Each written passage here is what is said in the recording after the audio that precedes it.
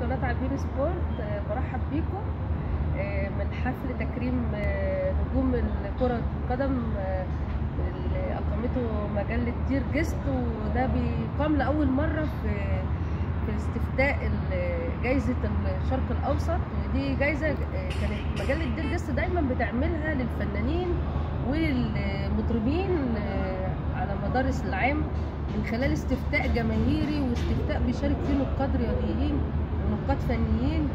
فبس دي أول مرة بقى بالاشتراك مع شركة زد للاستثمار الرياضي يقام حفل استفتاء وتكريم بنجوم كرة القدم من لعيبة النادي الأهلي ومنتخب مصر والأندية الأخرى، وبحضور كوكبة من نجوم الرياضة أبرزهم كابتن سيف زاهر، كابتن أحمد حسن، كابتن حازم إمام، ونجوم النادي الأهلي على رأسهم طبعا كابتن محمود الخطيب، ونجمنا المفضل كابتن محمد عبد المنعم. وطبعا أنا جيت الحفل متأخر ملحقتش أجيب لكم فيديوهات من الحفل، بس يعني شوفوا الفيديو بتاعي يا رب، أتمنى إن هو يعجبكم يعني، أتمنى إن أنتم تكونوا متابعين للقناة دايما يعني. وشكرا على اهتمامكم بالقناة، ودعموني بقى بالشير واللايك. تصبحوا على خير.